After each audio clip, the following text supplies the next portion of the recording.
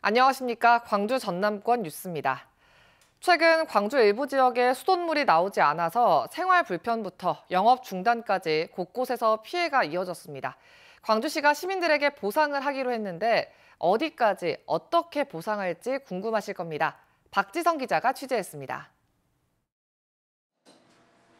광주시 풍암동에서 커피숍을 운영하는 김공진 씨는 지난 일요일 수돗물이 끊기자 가게를 닫았습니다. 오전 장사밖에 못해 일요일 하루 평균 30만 원 안팎이던 매출도 6만 원에 그쳤습니다.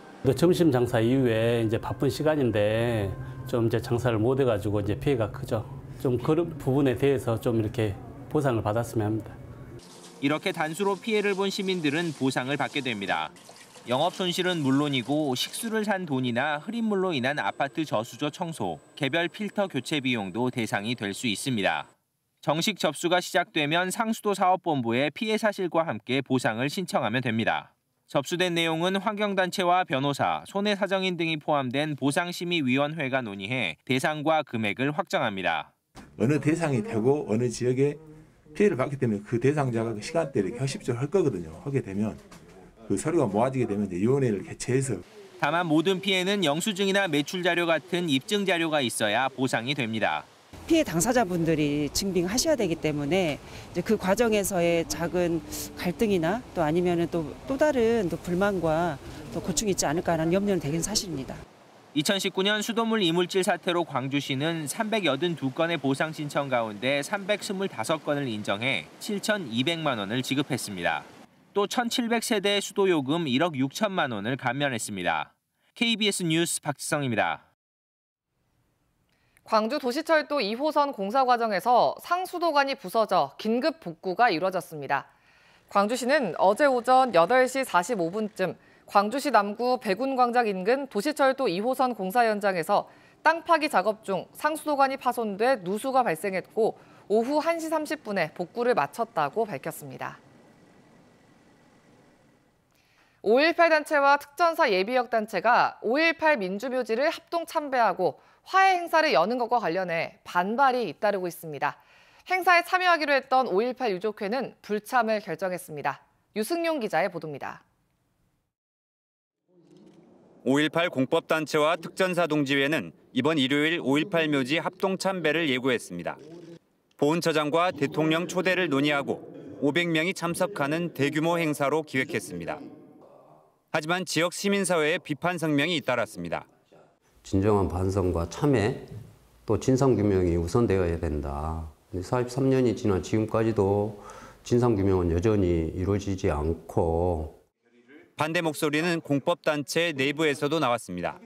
이사회에서 회의록으로 어떤 회의록도 남겨진 바가 공개가 된 바, 그러니까 홈페이지에 공개된 바가 없고, 그러니까 누가 어떻게 해서 하는지도 알 수도 없고. 토론이나 공청회 정도의 과정을 겪어서 자, 우리는 이렇게 하려는데 어떻게 했으면 좋겠냐, 이거 할 것인가 말 것인가, 방법은 어떻게 할 것인가, 이렇게 해야 되는 거 아니겠습니까? 올해 말 진상조사위 활동이 끝난 뒤 정부 보고서를 통한 조치가 우선이라는 지적도 나옵니다. 진실에 기반한 화해여야 한다는 겁니다. 용서와 화해에 대한 공고 조치가 나오면 그때 행해도 늦지 않다. 근데 지금은 진상규명도 이루어지지 않았고, 그리고 가해자들의 충분한 고백과 반성이 전제되지 않았고. 논란이 이어지자 5.18 유족회는 긴급 이사회를 열고 진정성 있는 사과와 진실규명이 선결되지 않았다며 행사 불참을 결정했습니다. KBS 뉴스 유승용입니다.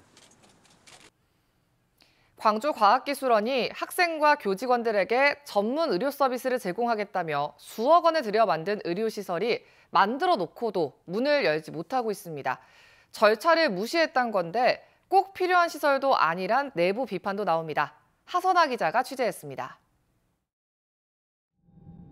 광주과학기술원 도서관 건물 2층에 부속 의료시설인 지스트 클리닉이 있습니다.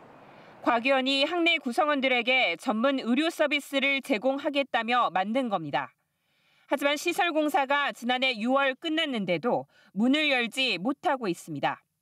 학내 의료시설의 경우 지자체에 부속 의료기관 신고를 해야 하는데 이를 위해서는 조직 설치와 관련한 규정을 바꾸고 학교 기획위원회 안건 심의를 받아야 합니다.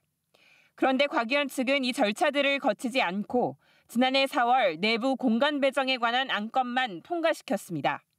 그리고는 학사 운영비 2억 원을 들여 내부 공사와 의료기기 구매를 진행했고 2차례에 걸쳐 간호사 채용 공고까지 했습니다.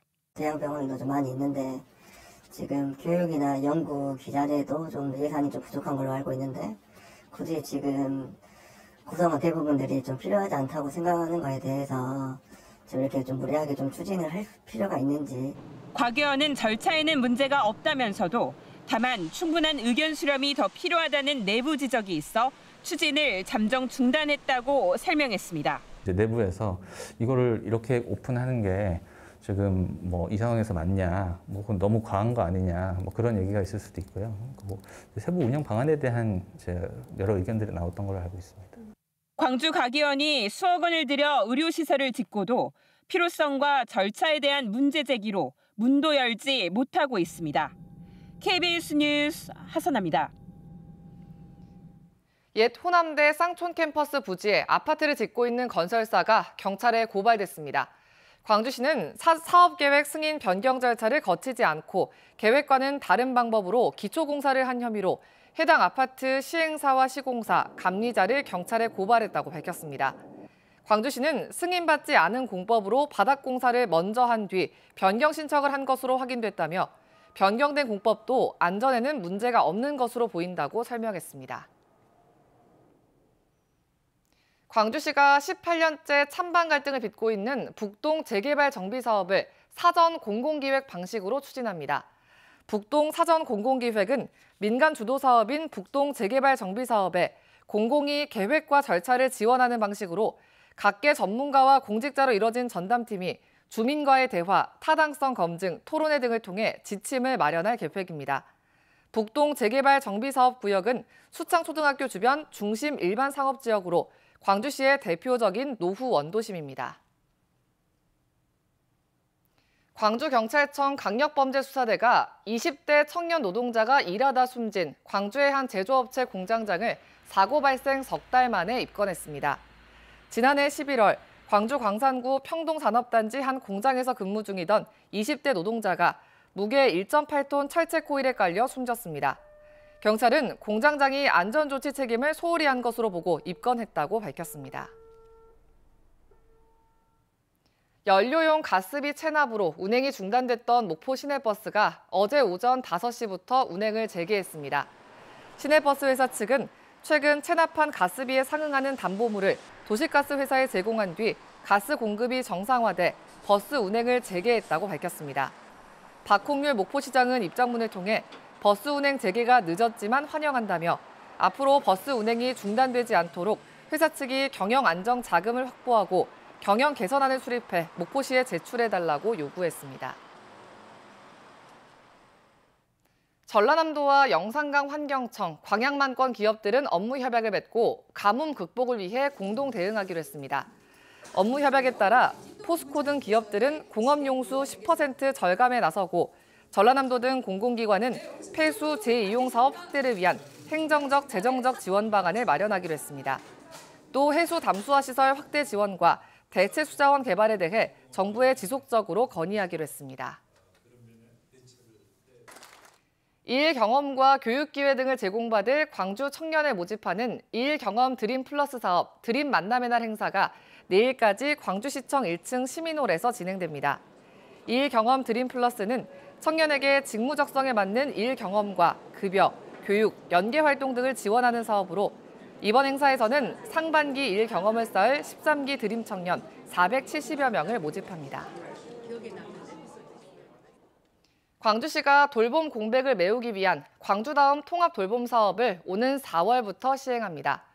광주다움 통합 돌봄은 갑자기 사고를 당하는 등 위기 상황이 생겼을 때 즉시 돌봄 서비스를 제공해주고 기존 돌봄 정책이 담지 못했던 식사, 가사, 병원 동행 지원 등 복지 서비스 7가지를 신설하는 사업입니다.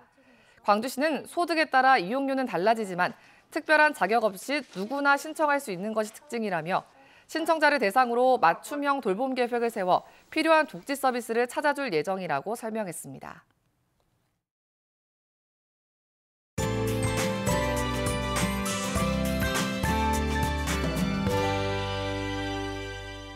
오늘은 어제보다 조금 더 춥습니다. 광주가 다시 영하권으로 기온이 내려갔는데요. 아침 최저 기온 영하 0.6도 가리키고 있습니다.